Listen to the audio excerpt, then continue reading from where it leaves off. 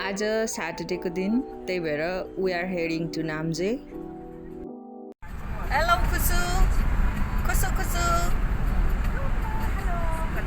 खोइ भाइ यहाँ छ भाइ पानी खानु छ यता देख ओ भाइ ए मरेको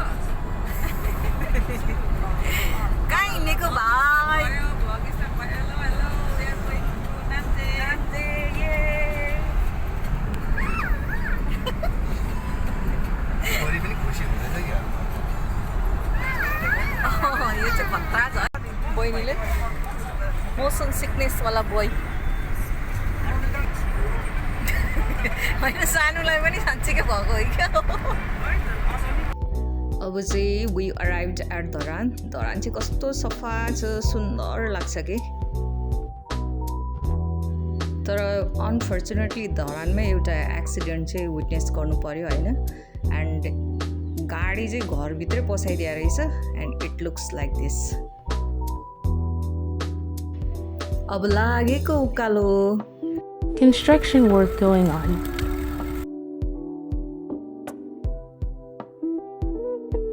सानो के भयो आसेको पनि छैन यो चाहिँ मामुको भुँडीमा सी भएर सिटमा झरेको अवस्था सोचेर बसिरहेछ कि उही भएर सिधा गरेको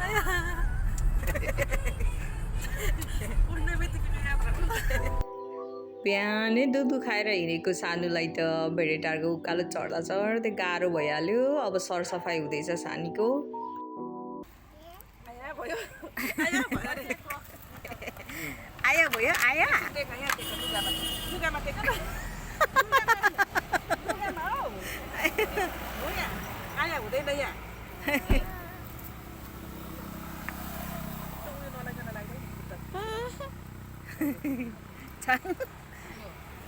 बिजोक हावा खानुपर्छ छोरा ऊ आफै छ्या चाहिँ भन्दैछ फेरि थोरै निकालेर अहिले छ अहिले उता फेरि सफा मान्छे हो पापा एकछिन हावा हाल न ल सानुको ड्रेस पनि चेन्ज भइसक्यो दादाले पनि फ्रेस हावा खाइसक्यो जर्नी नाउ रिस्टार्ट्स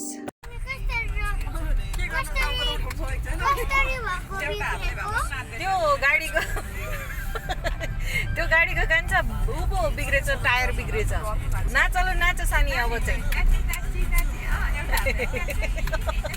अहिले भोमिट हेर न हेर कुचेर बसिरहेछ बिचरा थोरै निकालेर जिउ त सिधा भएर सबै फटाएर पनिर बनाएर वेलकम टु भेडेटार अब चाहिँ खाजा खाने हो we all are starving especially our kids किनकि नानीले त अघि नै निकालिरहेको छ सबै खाएको so we are waiting for our food के खाने यहाँ त केही छैन यो त फुलहरू हो सजाको केही खानु हुँदैन फुर्ती खायो भने निस्किन्छ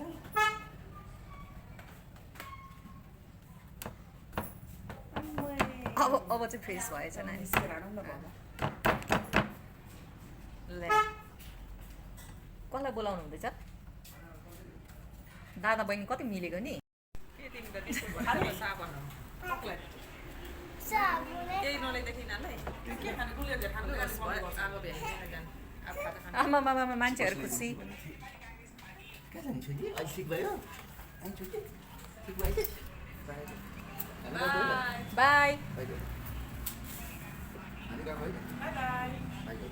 ओ त्यहाँ खानेकुरा देखिरहेछ के को भाइ ए खानेकुरा जस्तै लागेछ क्या हामीलाई जाउँ न हिसाब लगेछ कहाँ यसो झुक्काएर लिएर आएको एकैछिन यो त सिका जस्तो भयो मैले केही कुरा यता लिएर फ्यात्त राखिहाल्छ नि अब फेरि यहाँ पनि सिकाको नाम आएछ भन्ने कुरो चाहिँ थाहा पायो क्या त्यसले सिकाको अघिदेखि नाम लगाएको छ मम्मी गर्नुदेखि लिएर आयो स्वादिष्ट छ जाडो भात तातो थुक्पा आया नै हुन्छ चिनुमै गाइदियो हो मेरो अन्त एभ्री वान टुट पढे खानामा कोहीसँग पनि बोल्नु छैन खपाखप खपाखप खानेकुरा खाछ स्वादिष्ट छ अब यो बाटो चाहिँ सिधै नाम्जे तर रोड चाहिँ अन्डर कन्स्ट्रक्सन रहेछ विशेष गरेर पैदल यात्रीहरूको लागि चाहिँ धुलो चाहिँ एकदमै समस्या देखियो Wow, finally we arrived at our destination. तर हाम्रो एक्सपेक्टेसन्स भर्सेस रियालिटी अब कहाँ घुम्न जानु गाडी राख्नु अलिक अगाडिसम्म त। घाम छ त यहाँ यहाँ त घाम पनि चर्कै रहेछ त है त्यति धेरै पाहाड गरेछ अगाडि कस्तो मजाको रहेछ तर त्यति गर्मी नहुने क्या हो सुरुमा थोरै थोरै किन्नुपर्छ पछि त्यो चाहिँ अर्जुन भाइको क्रोर आएपछि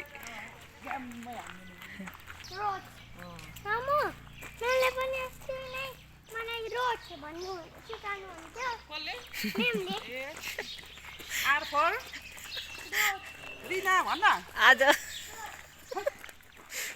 रोजको यी मात्रै खिच्ने हो क्या आज ल वेलकम टु नाम्जे बजार कान्छी बहिनीले हेर्नु त हेरे त ठुल्ठुलो नाना बिल्डिङ घर रहेछ भनेको हो रहेछ ल साँच्चीकै बजारै देखेको थियो त अलि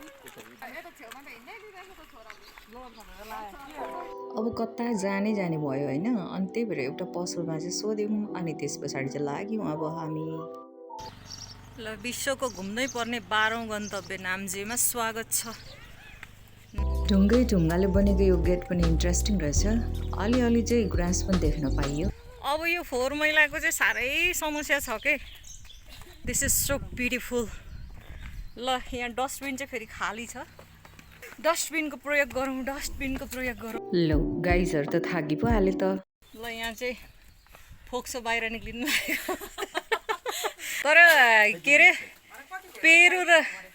पेरु र दिपुलाई स्पेसली पेरु दिपु र शिखालाई एउटा message without you we are enjoying a lot कोही पनि छैन अनुहार फुलाउने ह्याप्पी फेस मात्र छ कस्तो आनन्द आइरहेछ थकाइ मारेपछि अब चढ्दैछौँ डाँडातिर जम सानोको फर्स्ट हाइकिङ सानी पनि अब आफै हिँड्ने रे अनि छोरा त झन् कस्तो हिँड्न सक्छ कि ऊ चाहिँ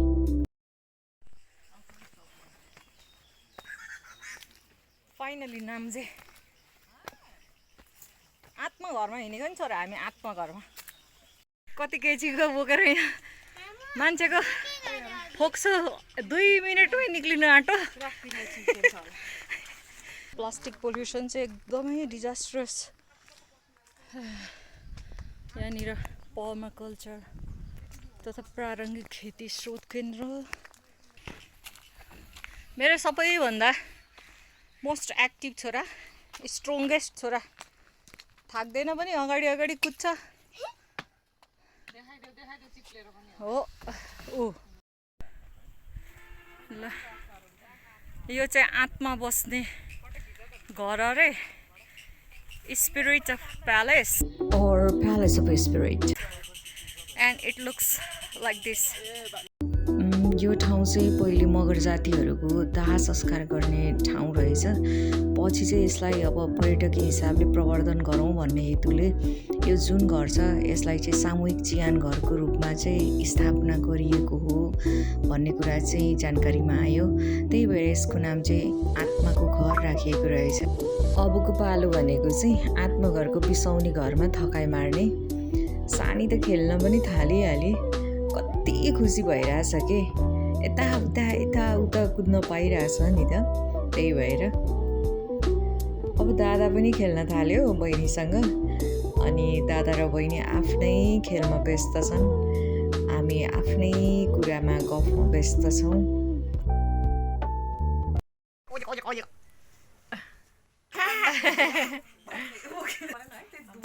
यो चाहिँ सानीले खेल्दा खेल्दै कटक्क पेट दुखेर नि थचक्क बसेको अवस्था हो है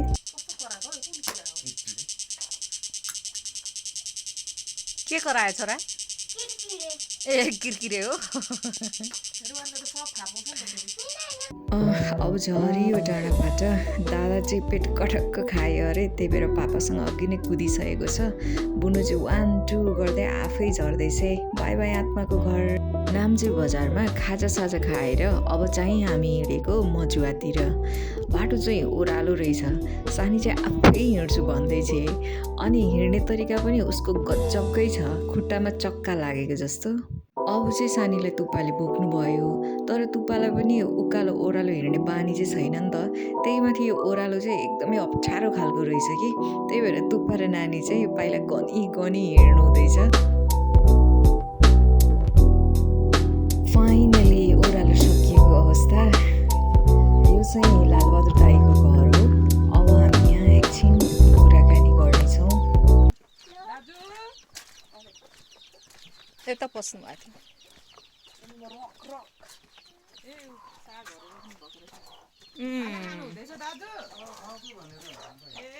यो चाहिँ नयाँ प्रविधि रहेछ। आमामा सिस्नु। लालबहादुर दाईको घरको ठ्याक्कै पूर्वपट्टिको पाखामा चाहिँ ठुलो पहिरो गएको देखिन्छ। त्यो पहिरो गएको ठाउँमा चाहिँ पहिले एकदमै दमसाइलो जमिन थियो अरे, अनि त्यो सबै जमिन चाहिँ उहाँकै थिएछ। आफ्टर रोड कन्स्ट्रक्सन यो सबै पहिरो गएको अरे। I don't know why. हाम्रो डेभलपमेन्टल वर्कहरू सायद हाम्रो जियोग्राफिकल स्ट्रक्चर फ्रेन्डली नभएको हो कि। अहिले चाहिँ हामी मजुवाको ठ्याक्कै अपोजिट डिरेक्सनमा रहेको सुनसरीमा छौँ। यहाँ चाहिँ हामी टङ्क दाइलाई खोज्दै जाँदैछौँ।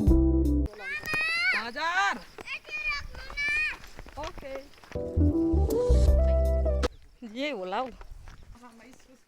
ए आमामा कस्तो राम्रो। दाजु टङ्क भनेको हजुर नै हो कि? ए लु ठ्याक्क भेट भएछ। राम्रा उहाँ हेर्न बेच्न लानु आँट्नु भएको? ए कहाँ लानुहुन्छ उहाँ? भेडेटार। ए उहाँ होइन नि इस्कुसको मुन्टा हेर्नु त। बसमै साथीभाइ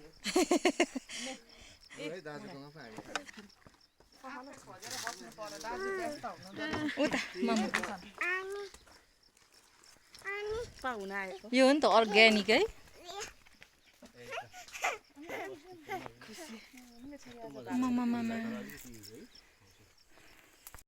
टङ्क दाईको घरबाट फर्किँदा बाटोमा ऐसेलु देखियो। नखाने त कुरै भएन। यसको नाम के हो? ऐसेलु भन। मिठो लाग्यो? ल यो पहाडको हो के छोरा? आफै टिपेर खान्छौ? एउटा ट्राई गर्छौ? लु टिप त। तर यहाँ काँडा हुन्छ एकदम जोतनले। लु टिप त। हौ त्यो हो साबास। अर्को पनि टिप, तल्लोपट्टिको पनि टिप। यो टिप न, यो यहीँ छ त। यहाँ हौ। हौ त्यो तान। गोचो नि नै। यो पनि खाऊ। तुम्मालाई गोचो नि खान्छ। यो चाहिँ ऐसेलु ल। This is a kind of cherry. ओए ल होइन जाउँ। दिस इज लास्ट ल। लु होइन जाउँ। मिठो छ है।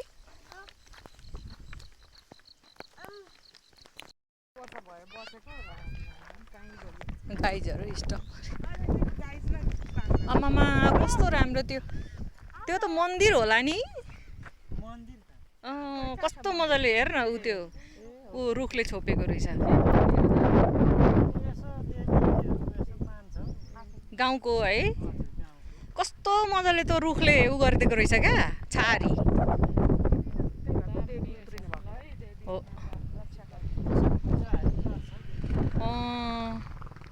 तपाईँहरू त सबै यता मगर हुनुहुँदो रहेछ है।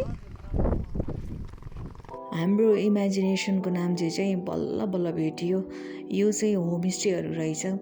होमस्टेहरूतिर मात्रै हामीले सोचेको जस्तो एकदम सुकुन पाउने ठाउँहरू रहेछ। त्यो माथि अघिको चाहिँ बजार भएकोले गर्दा अब होइन कङ्क्रिटाइजेसन भइसकिसकेको। अनि यहाँ भाइले भन्नुहुँदै थियो यो चाहिँ एकदमै हाई सिजन हो। पाहुनाहरू पनि एकदमै धेरै हुनुहुन्थ्यो कुनै होमस्टेहरूमा चाहिँ। अनि कस्तो राम्रो पुरै सानो चिटिक्कको घरहरू। खासै परम्परागत घरहरू भन्न त मिल्दैन, तर पनि राम्रो चिटिक्कको घरहरू। अनि आँगनमा कस्तो राम्रो फुलहरू फुलिरहेको होइन। अनि हरियो ठुलो क्या पाखाबारीहरू। खुल्ला ठाउँ अझै पनि त्यस्तो रहेछ। तर चिन्ता लाग्यो कि सायद केही वर्षपछि यो गाउँको प्राकृतिक सुन्दरता, यो खुल्लापन, यो शान्त मनोरम दृश्य यस्तै त पक्कै पनि रहँदैन नै होला है। बट आई जस्ट विश नाम्जेले विकासको जत्रो फड्को मारे पनि नाम्जेको यो सुन्दरता, यो खुल्लापन कहिल्यै पनि हराएर नजाओस्। यसरी नै तराईले निस्सासिएको बेलामा नजिकै रहेको नाम्जेलाई सम्झिरहन पाऊँ। अहिलेको लागि चाहिँ बाई बाई नाम्जे। जाँदाखेरिको गफ र आउँदाखेरिको गफ गफमा कति धेरै फरक छ भन्ने कुरो अब थाहा हुन्छ मान्छेहरू। सर्फेस र डेप्थमा फरक भएको कुरा जाँदा सर्फेसमा कुरा थियो, अब डेप्थमा गयो नि त गइरहेको हो त। त्यही त यो भेडेटारको बाटो जति मनोरम छ उत्तिकै खतरनाक पनि त छ नि होइन र। तर I don't know why bike र स्कुटी राइडर्सहरूले जहिले पनि रेसिङ गर्नुहुन्छ कि यहाँ। उनीहरू नै होइन अघि हामीलाई ओभरटेक गर्ने रङ साइडबाट। होइन ए तिनजना पो चढेको छ बाइकवाला। अब झऱ्यो धरान। अब एकछिन यहाँको भाटीबुटीमा जाने हो। मदर्स डेको लागि चाहिँ सपिङ गर्ने रे बहिनीले, अनि के खाने हो, अनि चाहिँ ब्याक टु होम।